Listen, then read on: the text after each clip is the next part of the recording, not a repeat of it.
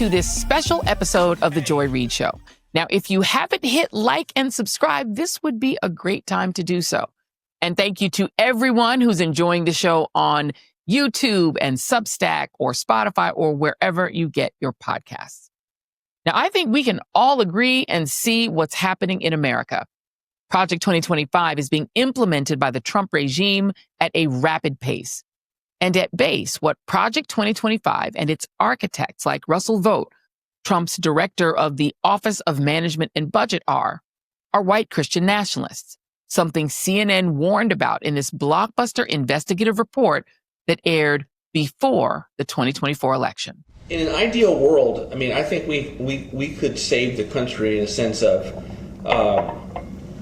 the largest deportation in history. And once that starts, you're going to be winning a debate along the way about what that looks like, right? Yeah. And so that's going to cause us to get us off of multiculturalism, just to be able to sustain and defend the deportation, right? If we're going to have legal immigration, can we get people that actually believe in Christianity? Is that something, or do we have to have, are we not allowed to ask questions about Sharia law? So I want to make sure that we can say we're a Christian nation, and my viewpoint is mostly that I would probably be Christian nationism. That's pretty close to Christian nationalism, because I also believe in nationalism. Behind closed doors, Vought tells us not to take Trump's disavowal seriously. I expect you to hear 10 more times from the rally, the president, distancing himself from the left's boogeyman at Project 2025. Yeah. And you're not worried about that? I'm not worried about it. Okay. He's running against a brand. He is not running against any people. Okay. He is not running against any institutions. It's interesting. He's in fact not even opposing himself to a particular policy. Yeah. He's been at our organization. He's raised money for our organization. He's blessed it from the, I remember walking into our last day in office and told him what I was going to do. So he's very supportive of what we do. Our investigation into Project 2025 began 2 weeks before the meeting with Vought at a conference for religious nationalists in D.C. The truth is, Christian nationalism is not a threat to American democracy.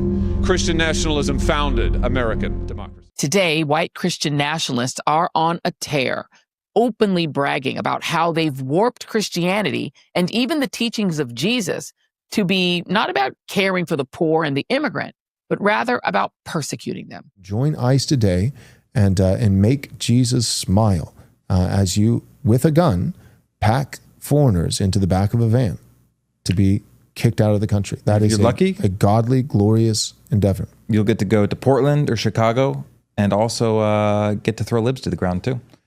That was Joel Webb, a Trump-supporting white Christian nationalist pastor who also said on that same Right Response Ministries podcast that shooting and even killing migrants is the more merciful option, and that, quote, biblical justice means punishing a few while the rest stand in fear.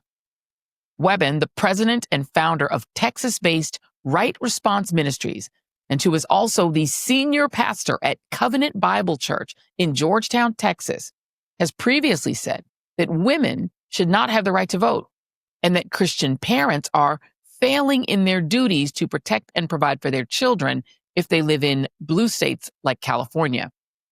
And he and Russell Vought are just two examples of the kind of men who are currently running our country through Donald Trump. Looking for expertise in these matters, the Joy Reid Show turned to our friend, Dr. Robert Jones, the founder and president of the Public Religion Research Institute in Washington, D.C. Here is that interview. Hello, everyone, and welcome to the Joy Reid Show. We are, as I think you know, in a critical moment in our history when we are facing a political and social schism unlike anything that we've seen in decades. So I decided that we needed to take a step back and take a look at the data behind what we're facing and talk to an expert that might help us to unpack it. And so I am very excited to be joined by my friend, Dr. Robert Jones of the Public Religion Research Institute. He is the president and founder and one of the best demographers, particularly of the white Christian cohort in our country. He is the author of The End of White Christian America, a very interesting title, and of course, the book White Too Long, Dr. Robert Jones. I get to call him Robbie Jones. How are you, Robbie? Great. I'm happy to be here. Thank you so much for being here. I just want to start, before I even get to all of the things that you know and all of the things that you've studied and all the research that you've done, I want to talk about you just for a minute. Okay. So look, this is where the Oprah-style interrogation begins. Talk to me a little bit about growing up in Mississippi. Well, I grew up as a Southern Baptist in Mississippi, and I was that kid who was at church 5 days a week. So I was there, and that was normal. So I wasn't like some super attender. That was kind of what was expected in that world. I did go to public school, which was actually kind of a great gift and giving me a little bit of critical distance from that insular world, because it was, I should say, being integrated when I grew up, right? And I'm 57, so that tells you how long Mississippi drug its feet after Brown v. Board of Education. It wasn't until 1976 that we got our first black teachers, our first African-American classmates.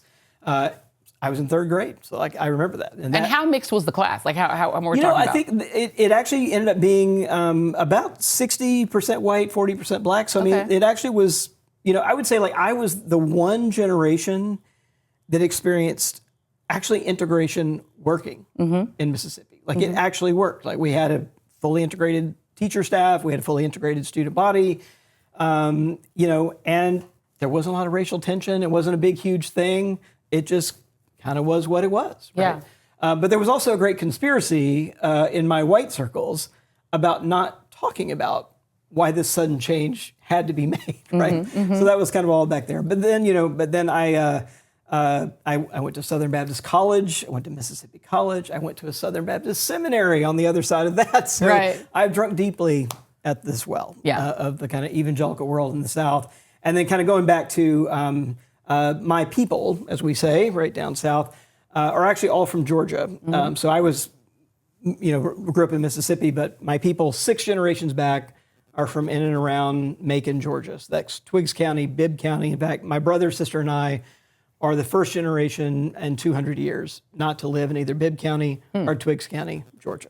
And so growing up, were you curious about issues of race as a young person? Because you are steeped in studying the sort of demographics and sort of societal disconnect when it comes to race. Were you that kid? Not exactly. I mean, it's so interesting that when you're in that world, it's so hermetically sealed. It's hard to I feel like I've spent most of my adult life trying to get some critical distance enough to kind of stand apart from it to see it, right? Yeah. Because you're just in it. And I think that's part of the challenge, is that you were in that bubble. It really is hard to see. So when ruptures happen, like the first black kid showing up at school, then all of a sudden you go, oh, wait, why weren't they here before?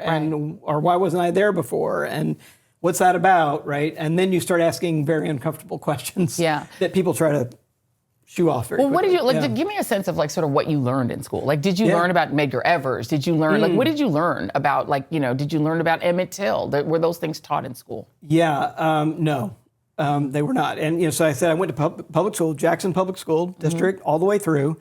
And I was a good student, right? Graduated top of my class in high school. And so I would say, I learned everything the state of Mississippi thought it was important for a high school student to learn. It was taught, I learned it. And if you had asked me at graduation from high school, tell me something about Emmett Till, who, by the way, was, murdered in Mississippi, right, up in the Delta. I think I would have known his name, but I would have struggled to give you even a sentence, other than, he was a young boy who was murdered. That's all it would have. But I couldn't tell you anything about the story. If you had asked me about Medgar Evers, who was gunned down in his driveway, which was 9 miles from my driveway growing up, right? I would have not known who that was. Interesting. And how was slavery and Jim Crow, how was any of that, or Reconstruction, how was that explained in school?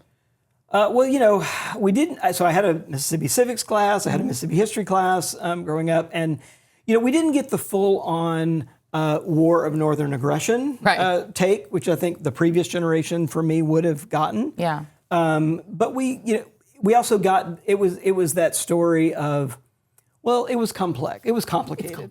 right? Yes, and there were many, many reasons that the northern and southern states split, and yes, slavery was one of them, right? But we never got, we never read that speech by the vice president of the Confederacy who says, this is absolutely about, this is a white man's country, and this is what we're fighting the war about. That was not there. And the other overlay that was there was the lost cause. And so there was this glorification of, so in my elementary school days, we weren't celebrating Martin Luther King Day, but we were celebrating Robert E. Lee's birthday. Wow. Growing up. And the black kids were expected to do that too. Oh yeah, I mean it was just it was on the calendar, right? Yeah. And how much interaction did white and black kids have in these integrated schools? Yeah, I mean, what it looked like is a lot actually, and it ended up being that like our teams were integrated, right? And so for me, I played sports growing up, played soccer and baseball, but that was one area where I actually found that it did come to consciousness for me. So one quick example. Integrated soccer team. We won the state championship. We're going to have this big party. The Moose Lodge in town offers to give us the pool to have our party until they find out that we have some black kids on the team. Wow. And then they rescind because they have a policy that no black kids in the pool. Right. And we all know the old history of that. Yeah. Right? But it was still lingering. This is in the 1980s. Yeah. Right. That this is still very much around. So just talk to me about like sort of where your consciousness flips, where you're like, this is something that I'm interested in and that I actually need to study it. So I think it's there, and it's one of those things where I don't think there was, kind of give the kind of New Testament, no like road to Emmaus, like epiphany moment where like the scales fell from my eyes and it all became clear. Yeah. There wasn't anything like that. But I do think there were these important steps along the way. I credit my parents, I think, for setting some really strong boundaries against racial epithets and stuff that my grandparents would pretty regularly trade in, and telling them you cannot talk the way around my kids. My parents said that, and I knew they had said that. Like that was a kind of important boundary. I think these experiences around why can't we have the soccer party here, right? My church freaking out one time because we had one African American kid come to a youth group event. And people freaked out because what happens if they want to join the church? There was like an emergency deacons meeting that got called, like that kind of thing. Yeah. And then like little other things, like I had a seminary professor actually at the Southern Baptist Seminary who finally told me, and I was like, 22? Yeah. And I had never thought about what the word Southern meant in Southern Baptist, the denomination, right? So the denomination is the Southern Baptist Convention. Right. And I just thought, well, we're Southern because we're down here and the Northerners are up there, right? And that is a compass point. And of course, he finally said, actually, right, this is about, so we split in 1845, as the Methodists did too. The Baptists and the Methodists both split in 1845 over slavery. Right? Very clear what that split was about. And so what that meant was, this was about aligning Christianity with a pro-slavery movement that actually serves as the dress rehearsal for the political secession, right? So the Christians were the dress rehearsal for the political secession, right? We split first before the country did. So I think it was like moments like that where I was like, okay, like this is the world then that like I've got to wrap my head around. I've kind of come up into something that is something more than it seems to be. Yeah. And you've written a lot of books. I want to talk about the books, but I do want to talk about the Public Religion Research Institute because it is my favorite source of data. You and the Pew Research Institute they're the two places I go first to try to get information. You founded it when and why? Yeah. So we were founded, Public Religion Research Institute, or you'll see it PRRI, it's hard to say, but you'll see it in print. PRRI, I've got the gutturals now between the R's. But we founded in 2009, and so my PhD training was in sociology of religion. Yeah. I was a math major as an undergrad, so I have always had this kind of quantitative interest in the study of religion and politics. And it was kind of a way, I was at the university, taught for a while at Missouri State University, but I always felt like I wanted to put the work on the ground a little more. So this was a way of kind of taking the pulse of American public opinion, tracking demographics in real time, and then being able to put things out quickly, right? So I think it was about pace, and it was also about public influence. And really our mission from the beginning was help journalists write better stories and to be able to kind of situate an anecdote or on the ground reporting with a broader picture of data.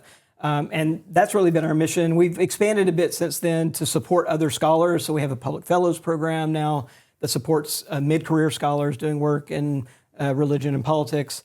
So we're kind of religion communications and convening now, but still our bread and butter is taking the pulse of what Americans think about politics and religion and tracking demographics, and particularly like what do religious people think about any policy you want to think about. Okay, what's the most alarming thing that you've discovered in all of your years of doing this work about what religious people think?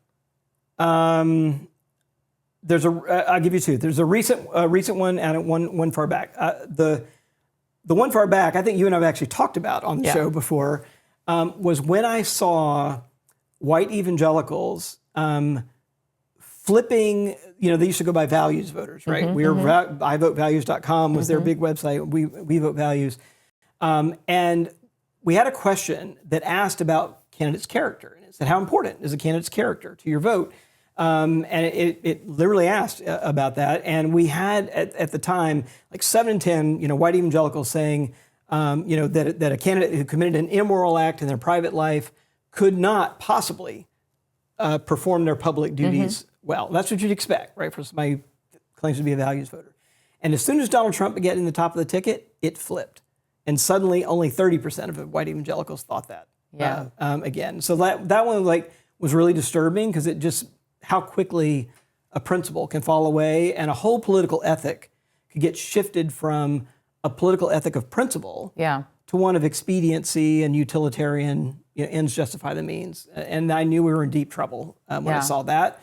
There were, of course, other signs we were in deep trouble already, but that was just like wait. The other one's more recent, and it is that we now are showing in multiple surveys, not just one, we've asked this question multiple ways, that we are now showing white evangelical Christians supporting concentration camps in this country.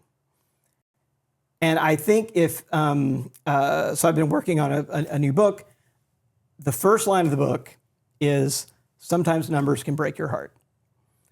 And it was really an emotional experience. You're looking at these kind of crosstabs and there's patterns and columns of numbers. And I remember scanning down the line, right, to look for, all right, here's the question, here's the break for white evangelicals, and looking to see that majority support for the erection of concentration camps. And even we add things like without due process, without being able to, it doesn't matter.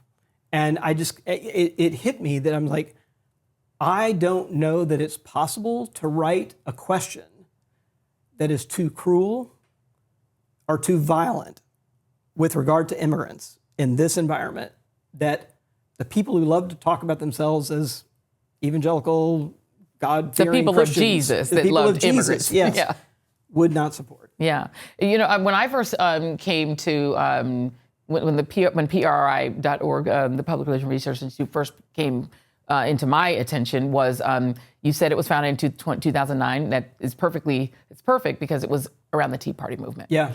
And you guys did some of the scariest data regarding the Tea Party movement because I think as a journalist, I felt like my profession was getting the Tea Party movement wrong. They were saying it was economic anxiety, but it was clear that it was racial anxiety if you were covering it. Yeah. Talk about the ways in which Barack Obama impacted white evangelicals and how they view the world. Yeah. Yeah, well, I think a couple things happened is that we had, so just context first. Barack Obama gets elected in 2008, of course, and at that time, their white Christians have been experiencing a decline. This is kind of what I was writing about in the end of White Christian America. But they were still a majority of the country. So if you just added up all people who are white, non-Hispanic, and Christian, 54%, they were still a majority of the country. By the time he gets out of office 8 years later, that number's dropped to 47. So we've got this kind of like coincidental demographic shift.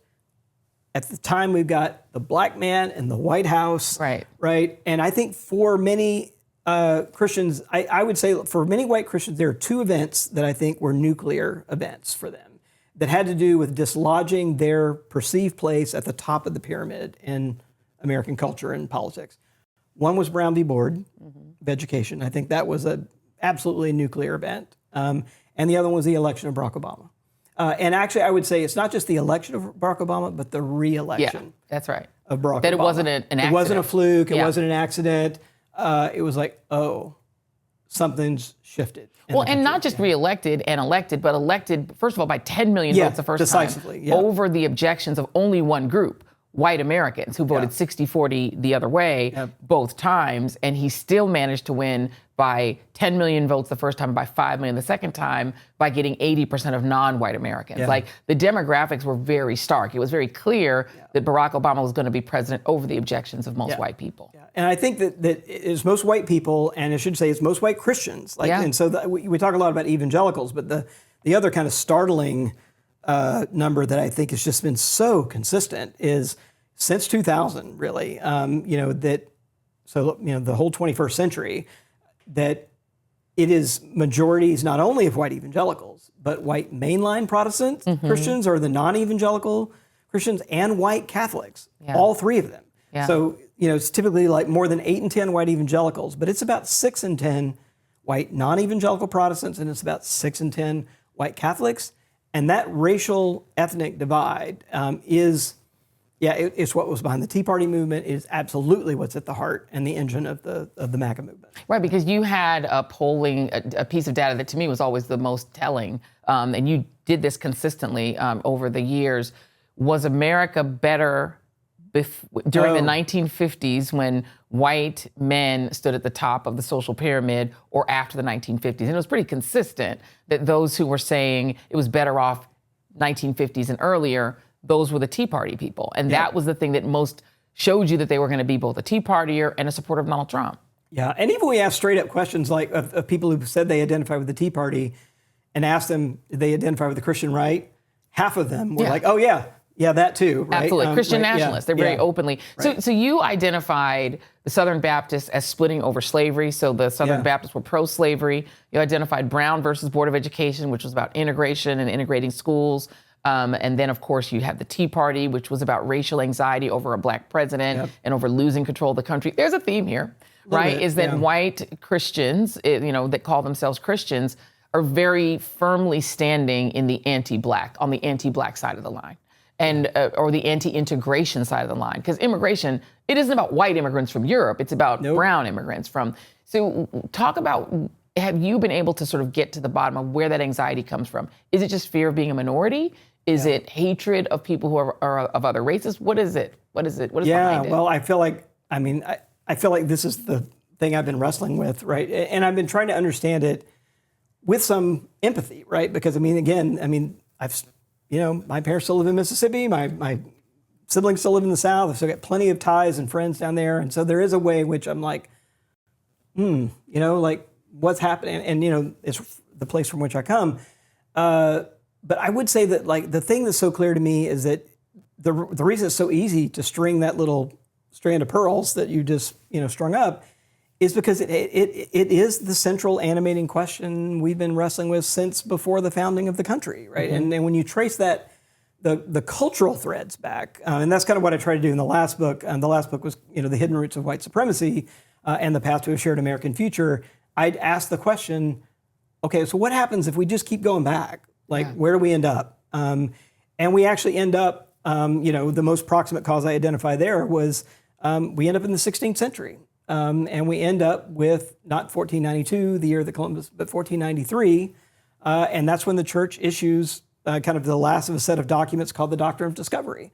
And they're all about, like, so what do European Christians, how do we deal with all these other lands that we've, quote unquote, discovered? And how do we deal with the people who are there? How do we deal with people in Africa, right? And the answer is straightforwardly in those is, well, are they Christian?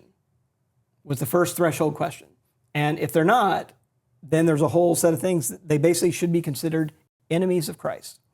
And then everything follows. You can take their goods, you can take their land, and it even says in the document, and you can submit them, they should be submitted to perpetual slavery, right? That's from the Pope, from the head of the Western Church. And so if you ask, like, what version of Christianity landed on these shores? That's where the moral compass was set. And so anything we have that's not that has been a struggle, like of people trying to build a different kind of Christianity that isn't committed to white supremacy, that isn't committed to Christian dominion. And so we've had this struggle literally since from before the beginning.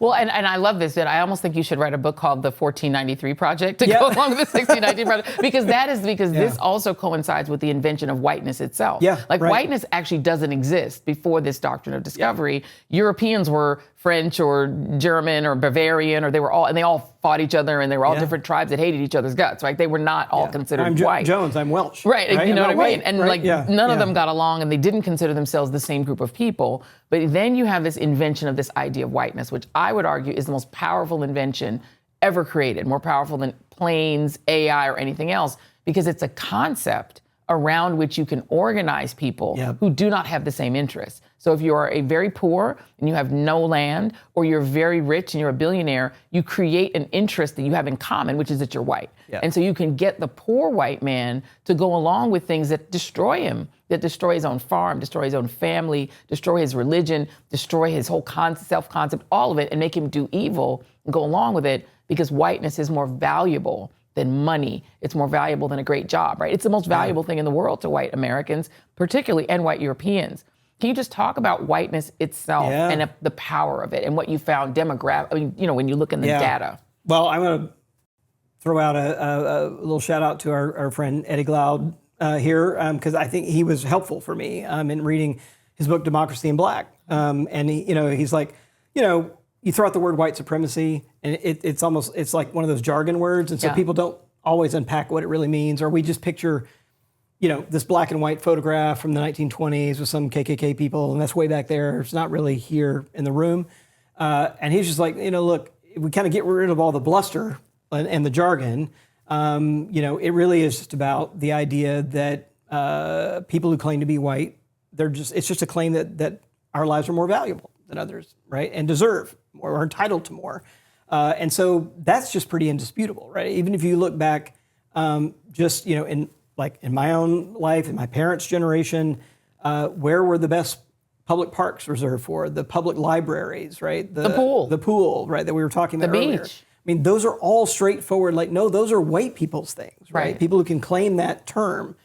So I think that was super helpful to me. But there was a moment where I realized, like, I had heard, race is a social construct, and but it's even after knowing that and believing that, it took me a little while to not. This is going to sound crazy, right? But this is the hold it has, I think, on people who grew up thinking of themselves as white.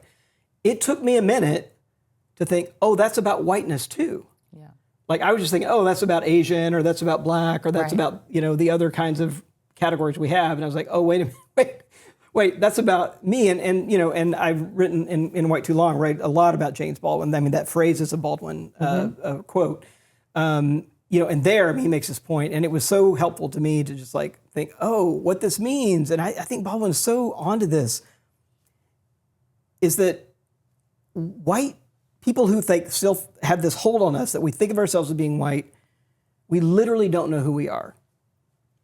And that makes us dangerous, right? If you don't know who you are, and you're acting out of this false identity, right, that has this claim on you, and it has a claim on stuff, that makes you not a great democratic citizen. Yeah, and the thing is, it suppresses what normally were other tensions internally, right? Yeah. The Irish versus the English. That is an actual tension if you go to Ireland. Yep. But if you come here and you're Irish, you just subsume yourself in being white, and then you will side with an English person as long as it's not a black person, right? And it has created a coalition that is really powerful, but in a way, it's hard to believe that it even believes in its supremacy. Because if you feel that you're superior, you don't feel threatened that immigrants from the poorest part of Central America are going to, quote, replace you, or that Jews can somehow get in a room and George Soros alone can replace all of you. If you really say you will not replace us and that you have to march for that, you don't really feel superior. You're actually afraid of those other people, right? Yeah. So it's like, it's not even supremacy. I don't know what the term for it is, but it is fear. Yeah. And I think when you say that you want to unpack it even for your own family, it is, what are people afraid to lose, right? I mean, black people used to have the power of life, and white people used to have the power of life and death over black people. Like any average white person, they didn't even have to have money. Could just kill any black person they wanted up until like the 1960s. It was perfectly legal. So you had like the power of life and death over other people. And you basically owned the women in your lives, right? The women had no rights. So it's like, it is that, right? Is it? Yeah. It's a fear of loss of power.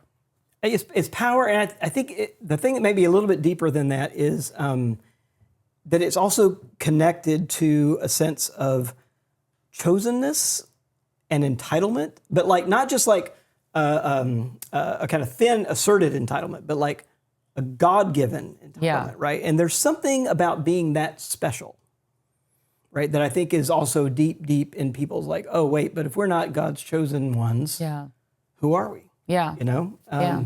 It has to be sort of discomforting to say, wait a minute, so that guy, Barack Obama, can also be the president? Right. Barack Hussein Obama is equal to George Washington, can have the same job? Right. And you can even see it in Trump, right? This rejection of the idea that, anyone but somebody like him could be president. He comes from an immigrant German family, you know what I mean? The Trumps they're new to the country in a way too, but he feels that he's entitled to it because he's white. Yeah. I want to talk about the part of it that's turned violent. We've just recently had some really terrifying stories. We just had a Mormon church shot up. I mean, in spectacularly horrific fashion, burned. This guy rammed his car into this Mormon church, set it on fire, shot a bunch of people. You then had a guy in North Carolina literally boat up to the dock, start shooting at a restaurant. We've just seen incident after incident, even the Charlie Kirk shooting.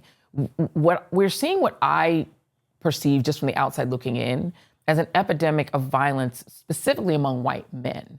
The FBI used to quantify this, they don't anymore, but the majority of mass shooters are white men between 29 and 49. When there's a mass shooting, FBI agents assume unless they're proven differently, that it's gonna be a white guy. Do you perceive, because you're looking at the data, is there an epidemic of violence and rage among white men? Yeah. So you're absolutely right about this. And I do want to say, as a sign of like where we are, the only place you can find the Department of Justice's report on the most recent history of what these patterns of violence look like is on the internet's Wayback Machine. Right, because the DOJ deleted it. They took it down. Right, because it didn't fit the narrative that they were wanting to kind of push about this. And the one obviously is the assassination of the Minnesota lawmakers, Melissa Horton and her husband, and another attack there. That guy, right, was a white Christian nationalist, right, and that's been just scrubbed from. Completely. It doesn't show up anywhere. Kash Patel pretended he didn't know who Dylan Roof is, who was the white supremacist who went into Charleston's Mother Emanuel and massacred 9. Deemed to be false. So Dylan Roof, who followed white supremacist propaganda, murdered 9 black parishioners in Charleston in 2015. Do you deny this? I'm sorry. Dylan Ruth? Roof, can you give me some more information? You're head of the FBI, you probably know this. If you don't know, that's fine.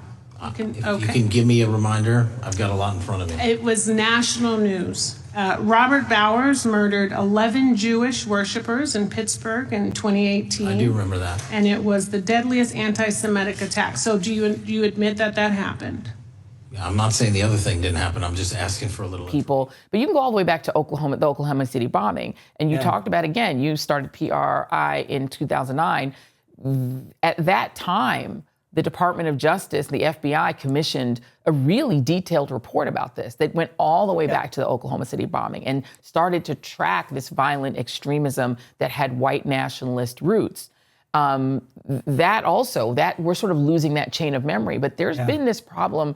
It goes back really to the Clinton era. Yeah, no, that's right. And so, the question you asked, I think it's important to say, like, that's what the data, what you describe is what the data shows, right? It is typically white men that are young. I will say that, these events, I don't know if epidemic is quite right, just because they're still, more than we want, but I'm not quite sure we've kind of seen a full outbreak, but I think we have seen like a degradation and a setting of an environment, right, that I think cues this up. And so I think that's what I'm worried about is even today, right, that we were listening to President Trump address the military troops, right, and even there, like there's this kind of thuggish mentality, and he was like, yeah, if they spit, we hit, and just this. The Daily Caller has an op-ed out earlier, a few days ago, explicitly calling for violence against progressives, right, on there, and we're not seeing the DOJ investigating that. So I do think there's an unraveling, is what I would say, that we're seeing, and I do think there's more to come, unfortunately. And and you're also seeing, and Donald Trump, who has been stoking violence since he started running for president, saying, calling for protesters inside of his events to be beaten up, saying he'd pay the legal fees if somebody would hurt one of them, and then getting much worse as he's getting older, and I would say more demented and probably suffering a little bit of mental decline. The idea that they need to erase any history of anyone who isn't a white man. No women, no gay people, no trans people. They are eliminated from the military. The indigenous, troops who helped us in World War II, gone. The code talkers, Navajo code talkers, deleted. Medgar Evers, gone.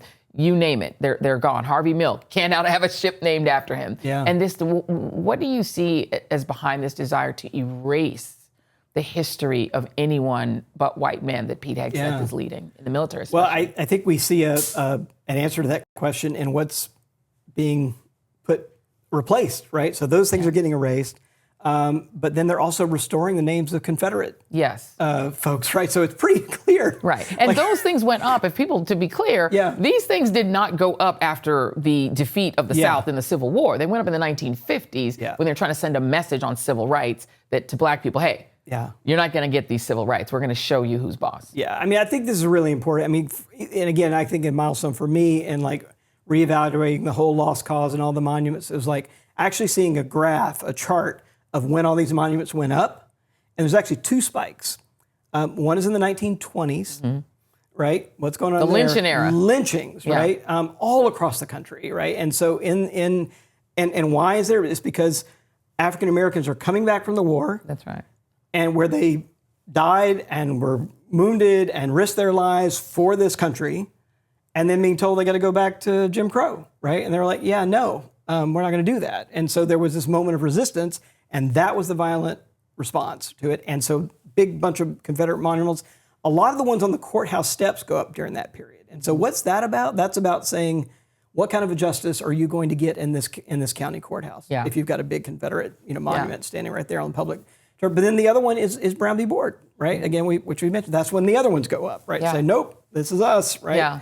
And by the way, my high school, just to tie one more thread back, public high school, integrated, in the 1950s, changed its name to the Rebels, right? Before that, it wasn't the Rebels, right? But in the 1950s, even though they weren't integrated yet, but the threat of integration was there, changed it to the Rebels. And so even when I was there, our integrated high schools playing Dixie and flying the Confederate flag, right? Yeah, it's so interesting though, because given that the South got whooped in that war, it's interesting you're putting up generals who lost the war. I think the response should be that the Union side should just put up William Tecumseh Shermans everywhere. Like everywhere you put one of those Lees up, we're gonna put a Sherman or you Ulysses S. Grant, and we're just gonna remind you who the winners were, because you're putting up statues of people who literally lost the war. Yeah, they lost, and they were insurrectionist traitors. To the country. 100%. Robert E. Lee was a whole traitor. You go through West Point, they literally are putting him up in his rebel grave back up in West Point. That is an insult to every single graduate of West Point to say this loser who betrayed you is now, you have to honor him. And there's a slave in the picture, in the portrait. What is that? I mean, have you been able to sort of unpack that? Is embracing the losing side? I mean, we don't have statues to Hirohito. Like, what are we doing? Yeah.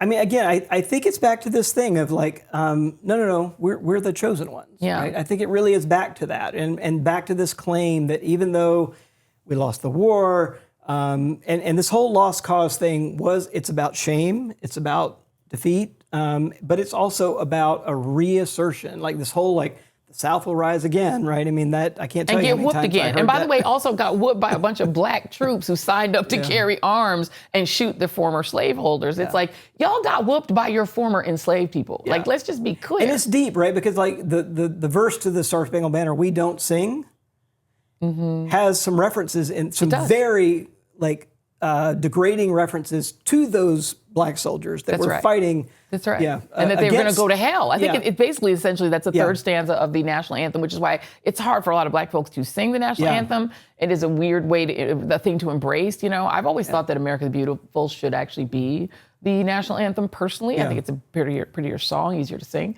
But yeah, I think for a lot of black folks, they hear that anthem, they're like, I'm offended. I don't know that I really want to embrace it. And yet it's demanded that people embrace it. The same way you're seeing this demand that people, you know, sort of laud Charlie Kirk. What did you make of that? This sort of demand that even black people, you know, take the knee to Charlie Kirk, that they somehow say that he was a great man or vote to enshrine him, you know, in a congressional record. What was that about? Yeah, I mean, it's just about fear, invoking fear, right? Because what's behind that, it's not just a demand, but there's an active threat. Oh, right? absolutely. Right? You'll be fired if you don't. You could lose your job, and 150 some odd people have lost their jobs, right, because of this, and because of speech. Yeah. Right. Free speech. But the other thing is just last week, one of the last things Trump did on his way out the door for the weekend was sign a memo that tiptoes up to the line to saying, like, if you offer criticisms like this, we're going to label you a domestic terrorist, right? And then we're going to put the full force of the Justice Department after you, your organization, and you got Stephen Miller posing and saying, we're going to take your money, we're going to take your livelihood, we're coming at you for speech, right? Yeah. And that's kind of, so I think it was like, for, you've said it, I've said it, I mean, awful, right, event that none of us should celebrate. I mean, it's awful, right? Everybody should be able to have, but to take an event, that somebody was gunned down for speech, and then flip it on its head and turn it into speech. Ending free speech, right? Is like we're in a world upside down. We are in a strange place. Let's talk about where we're going, because one of the reasons I definitely wanted to have you on the show is to talk about it. Scary is caring, as we love to say, to talk about kind of where we're headed. In terms of speech, it does feel like the federal government under Donald Trump is attempting to shut down any dissent at all. They're going to label it Antifa. Yeah. You guys, you do the data. My take is that Antifa is not real. That there's no such thing. It's just anti-fascism. But if you're saying anti-fascism is a crime, doesn't that mean you're a fascist? Well, that's the tortured logic. Multiple point tortured logic they're trying to set up here. That's right. That, like, if you use the word fascism, that by itself is a call for violence. Like that's what they're claiming, right? Which of course it's not. No. Right? And I really think it's because I'll give you a couple of concrete examples. Donald Trump has used words that come straight from Mein Kampf, right? So now I'm not going to use the word fascist in some loose way, but like those are fascist words. And what he said is immigrants, right, and brown immigrants coming to the country are poisoning the blood of the country. Like that ought to send a chill up any American spine, right? Because we hope we learned our lesson from the Holocaust and where that kind of language leads. He's talked about the left and others being vermin that need to be rooted out and exterminated, right? I mean, and you have to be able to say, like, look, that's not just like fascist-like language. That's actually fascist language, right? And we as like Americans who care about democracy, who care about freedom, who care about liberty, all of that, for everyone, right, have got to be able to say, like, no, that's not us. That's not where we want to go. Yeah, he's also himself called Kamala Harris a fascist and a communist, which are the two opposite things. Yeah, so, he thinks that people can be a Marxist and a fascist and a communist all at the same time, just so that he can use the word fascist against someone else, and apparently that's fine. But in terms of the amping up of the rhetoric, both on the ridiculous side, like putting out this insane video that has Hakeem Jeffries in a mustache and a Mexican hat, and AI with Chuck Schumer saying insane things, like goofy and stupid things, saying there are med beds, which are not real, but on the other side, really sinister kinds of things. I just looked at this morning on the Department of Housing and Urban Development's website, in which they are violating the Hatch Act by lying and claiming Democrats want to shut the government down, which is the opposite of true. Yeah. We've lost the Department of Justice. I don't think there's a Supreme Court anymore. It's all in the service of this man. Yeah. We've gone so far down the fascist authoritarian path. How bad is it? It's bad. I mean, it's bad. It is happening here, right? That thing, like we often think, it can't happen here, but it not only can, it is happening. Yeah. I feel like everywhere I speak now, I'm trying to say, like, look, wake up! Like it is happening here. The place my mind went to, I spent way too much time looking at the Department of Homeland Security's Twitter feed. Yeah. And I should just invite everyone to do that because I think what I'm worried about is that they just got a truckload of money. They can have more money than the Coast Guard, and then most militaries around the world. Yeah, right. And it's going to be, Trump's private militia, right, to be deployed all over the U.S. And it's a Gestapo. They're just gearing up. But the ads on there too are all shot through with all of this Christian nationalism motifs. We're talking about like Manifest Destiny and this whole America is destined to be a white Christian promised land. That stuff is all running through our Department of Homeland Security, right? And to the point where they're even putting up things like this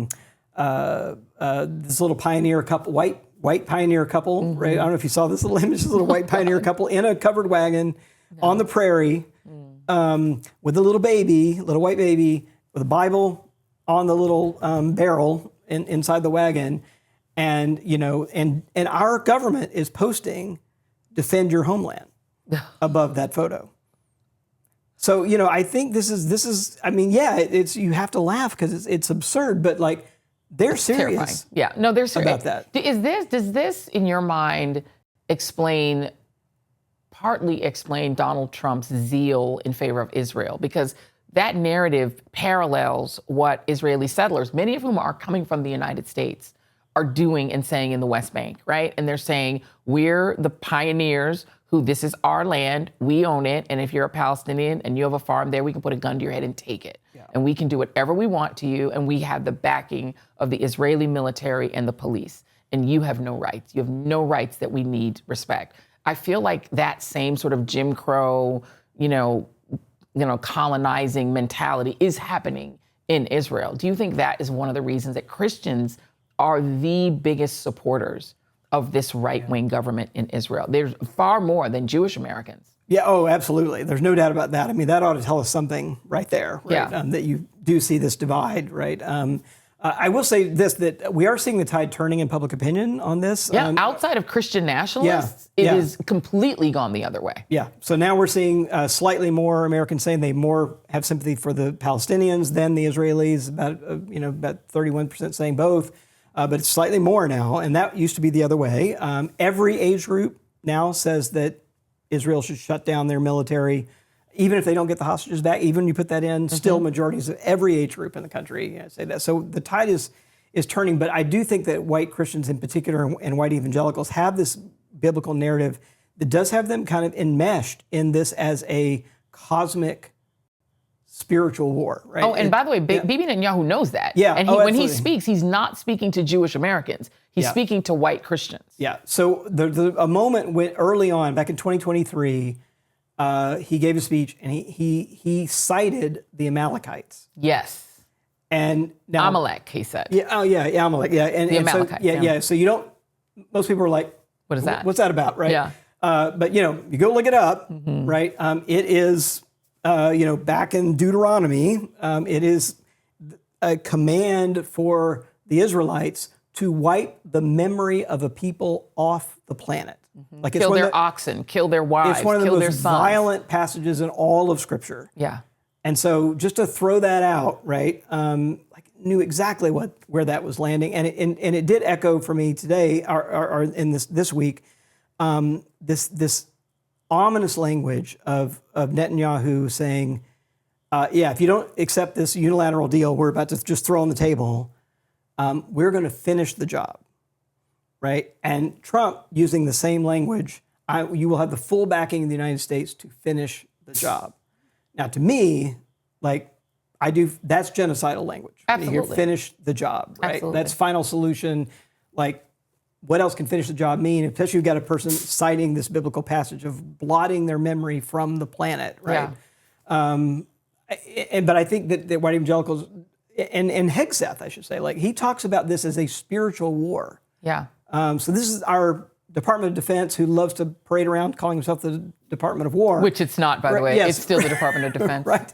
But there's a reason for that, right? Yeah. I mean, he's got Crusader tattoos on his over on him. his body. Absolutely. Yeah, right? So when you transfer it back, right, I feel that what's happening in Israel and what's happening here are very much parallel, because there is a desire, in my opinion, to do ethnic cleansing here as well. That there is this fear of becoming a minority, and that this right wing, it's interesting. Bishop William Barber says we should call them religionists, not Christianists, right? Because there's nothing Christian about it. But I mean, we are where we are.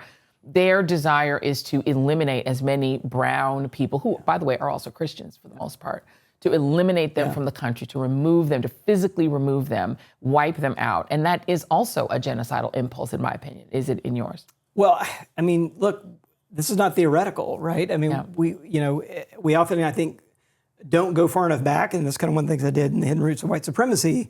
Like, we carried out a campaign of genocide against Native Americans in this country, right? Yeah, so it's not like it's some theoretical thing that like we don't have any experience with. And wiped 90% of them off the face of the earth. I mean, that's what happened. And when you see all these, things that were founded in the 1830s, like my alma mater, Mississippi College, a good Baptist college, founded in the early 1830s. Why is that? Because we forcibly moved all the Choctaws off the land in 1830, right?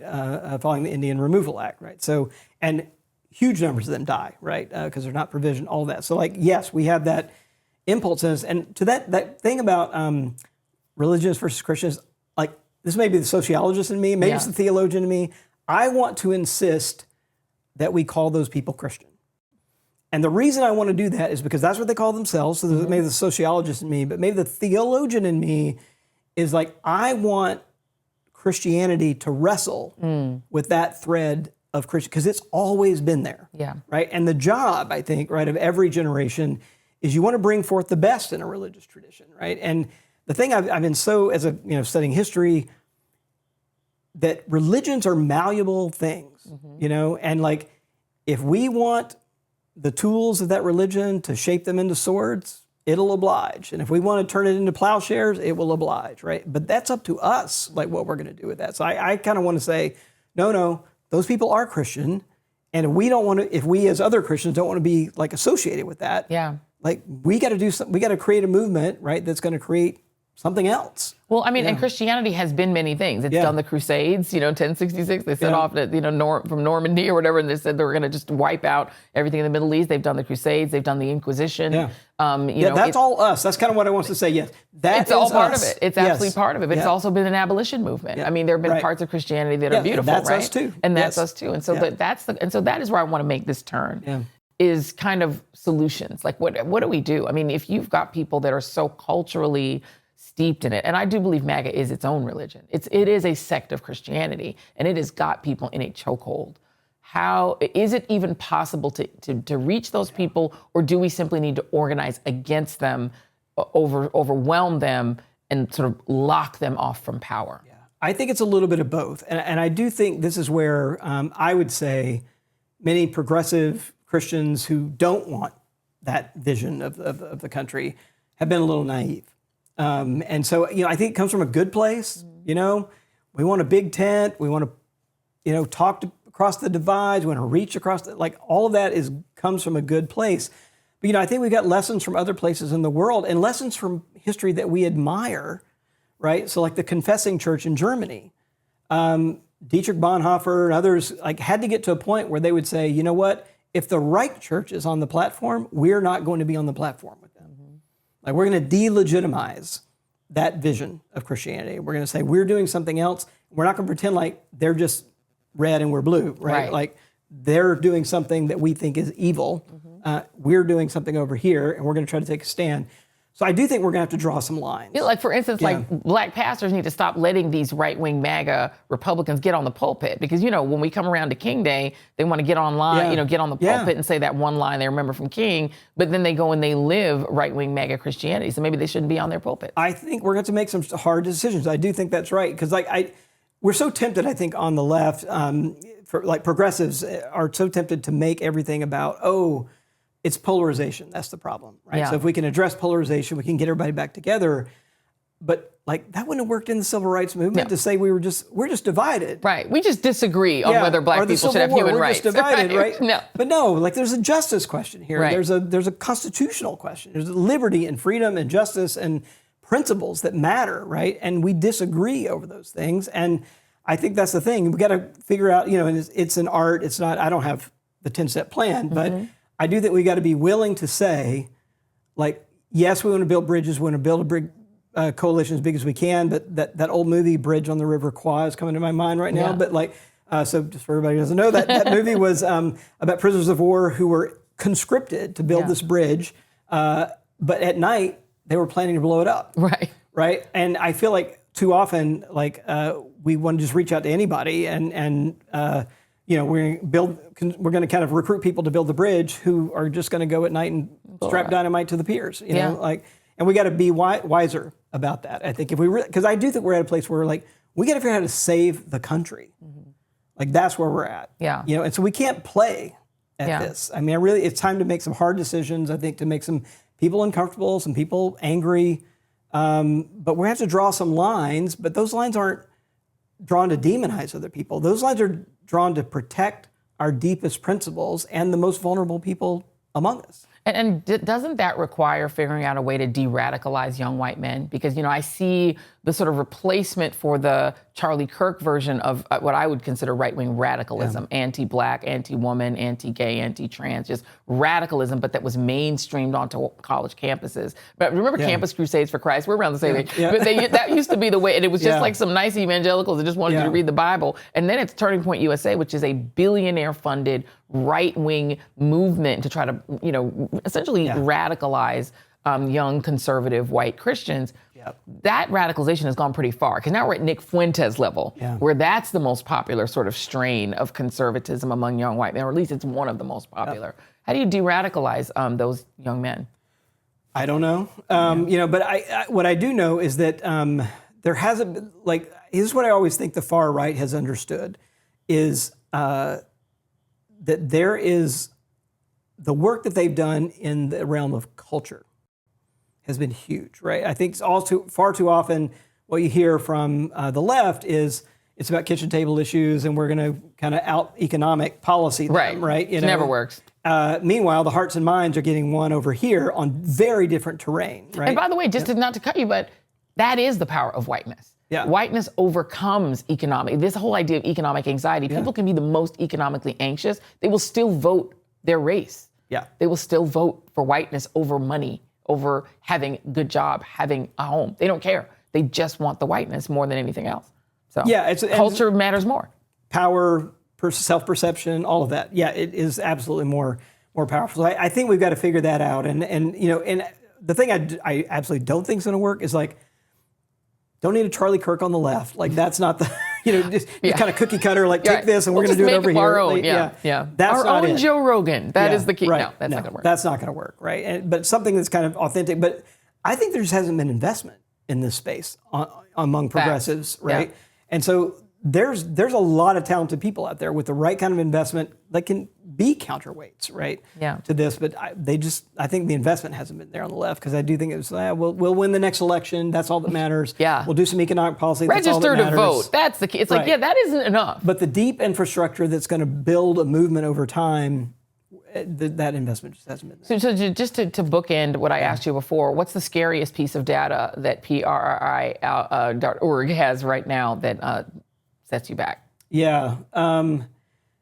Well, we asked another question. It's when you're running a survey question, you kind of try to put your finger in the wind and kind of which way is the wind blowing, what winds are blowing, and we decided to just try to go straight at the question of Trump being a dictator. And it's hard to do that directly, but so we set up as a paired opposite question. Okay, so we're going to give you two statements. Which one do you agree with more? And so we want to give people both places to go. So one is like, Donald Trump is a strong leader, should be given the power he needs to make America great again, right? Straight out of the script. And the other one is Donald Trump is a dangerous dictator whose power should be limited before he ruins the country, right? On that side, we do have right now a slim majority of Americans saying Donald Trump is a dangerous dictator whose power should be limited, but it's like 52%. But on that thing, who is on that other side? All the white Christian groups are on the no, he should be given the power he needs to make America great including again. The Mormons, right? The Latter-day Saints, white evangelicals, white mainline Protestants. It's the voting bloc, it's the white Christian voting bloc. I mean, the only post-election kind of post-mortem piece I wrote was something for Time magazine, and I just called it "What White Christians Have Wrought." All of them. Right. Because if you look at white who are non-aligned with a religion, who are less religious, those are the 40% of white Americans. Non-Trumpers. The non-Trumpers. Yeah. Right. So we are in a moment when white Christian nationalism is here. It's radicalized an entire religion, or all the different sort of facets of that religion. If we can't do anything about that, how do we end the passivity of the people on the other side who seem to be willing to watch Dancing with the Stars and just live with it? That's the question, right? Because if you go to like a Holocaust museum, you kind of think about those educational programs. They kind of distinguish between, the perpetrators, right, the worst of the worst, like actually doing stuff. But then there's like the sympathizers, right? People who are like, yeah, we're good with that. But then there's that big bystander group, right? And that's actually always the biggest. There's resistors over here, but the biggest group is always the comfortable, the oblivious bystanders that you're talking about, like watching reality TV. So I think the question is like, how do we wake those people up? And the thing is that we're actually not in a 50-50 country. I should be clear about that, right? So our weird electoral college and all that, and the number of people that don't vote. So just to kind of give it, Donald Trump did not get to 50% of even the people who voted. That's right. Right. And we had more than 30% of the country not vote. We had in fact, more people not voting than voted for either candidate. He got 49% of 31%. Yes, that's right. Right. Yeah. So kind of remember that. So that's, we're not in a 51% MAGA country. And when you look at the other issues, like more than 6 in 10 Americans believe in a path to citizenship for people who are undocumented in the country. That's what they really want in terms of policy, a humane, practical solution. Not mass men tackling brown people in the street. Right. Not deportation, not even secondary, like some kind of second-class citizenship. We gave them that option too. But like 60% want a path to citizenship. We ask about you support this Christian nationalist thing. We have a very sophisticated scale. It's only 3 in 10 Americans that really are on board with that vision. 6 in 10 Americans reject that vision. The Great Replacement Theory, 2/3 reject that. So all up and down the line, this is not where the country actually is. But the problem is that enough of those people are willing to stand by and let it go that way. And I think that is the central challenge we're facing. Anything I've missed that scares you, frightens you, or that you want to uplift in a positive way?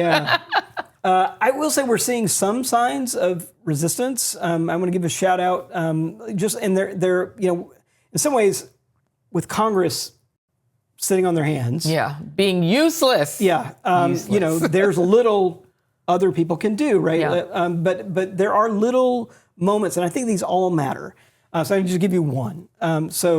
Back when, and this is also another cultural signal, back when Donald Trump decided one of the most important groups to bring into the country were white Afrikaners. That's right. Right, who were being persecuted in South Africa. And in order to do that, he actually told people to stop resettling Afghanis who helped us. That's right. In the Middle East. Right? Stop doing that and do your resources to bring these Afrikaners here. And there were a lot of people who just caved because they get money from the government, and they were telling them, you're not going to get any more money if you don't do this. The Episcopal Church stood up and said, no, we're not going to do that. We're not going to play a 2-bit part in your white supremacist morality play. We're not going to do it. And they ended up shutting down their refugee that they'd had for 3 decades, right? But they just we're not going to participate. And I think that kind of non-participation, resistance, in addition to public protests, but I think that kind of non-participation across the board helps slow down the gears, and that's going to be important, but that's going to have to happen everywhere. Yeah. Okay, bonus question. Yeah. I know I said this was my last question, but bonus question. The Supreme Court majority, the majority of them are white conservative Catholics. When you look at the data, are conservative white Catholics to the right of white evangelicals, or are they just equally right-wing? No, it's a great question. No, in fact. I mean, so, the difference is that, like, white evangelicals are like 85% all in for MAGA and Trump, but white Catholics are like 60-40, like 60% in for MAGA and Trump. So, and on the key questions like we've seen, like, for example, this always like jaws drop whenever I say this in a big public setting, but if you ask white Catholics what they think about abortion, most of them support the legality of abortion. If you ask white Catholics what they think about same-sex marriage, most white Catholics actually support marriage equality. So they're most not Catholics are generally pretty chill. Yeah, they look like the country, basically. Yeah. I mean, their church services are an hour long. They're in and out in an hour. That just tells you that they're not radical, because they're not in there like the evangelicals. And on most of the culture war issues, they're basically where the country is, right? Which is to say 60% in the land of the saints. So those 6 that are on the court, they're just basically political radicals. They're not really religious radicals. Yeah. Well, I mean, again, I don't want to let religion off the hook here. I mean, I think it actually mattered. That religious worldview is fueling it for them. Definitely Alito. But it's a it is part of that kind of far right Christian nationalist world where it's a Christian nationalist country and white straight men should rule overall. Yeah, and I think Clarence is just getting the vacation. I think he's just whatever. He's getting money. He's like, you're paying me to say it, I'm going to say it. I don't think he cares. Dr. Robert P. Jones, Robbie Jones to me, thank you very much. I appreciate you. Oh, thanks. We're going to keep doing this because this is one of our goals, is to try to unpack this stuff on a regular basis. I appreciate you agreeing in advance to come back and let's do this on a regular basis. And we'll, you know what, if we can't fix it, at least we can talk about it. Yeah. And we'll cry together. How about that? At least we won't be crying alone. Yeah. Robbie Jones, thank you very much. Thank you. Yeah. Thanks so much to Robbie Jones, and you can visit the Public Religion Research Institute at prri.org and see all of their great research. You'll also find Robbie Jones's books in our store at shop.joyandread.com or shop.joyreid.com. And be sure to let us know if you love your purchases by posting to your social media with the hashtag #WearingJoy or the hashtag #Readers. Be sure to hit that like and subscribe button and share this episode, and we will see you on the next The Joy Reid Show. Getting back to the basics, grassroots level. Let me dig a little deeper with the shovel. Plenty can't tell the forest from the trees, and I'm hard to detect, like a black hole in the dark. Injustice anywhere, it's a threat to justice everywhere. Let me make this clear, I got a bone to pick, and I'll never fear the threat of poverty. They don't want to talk about it, they rather party, so I'm a real talk about it, for sure.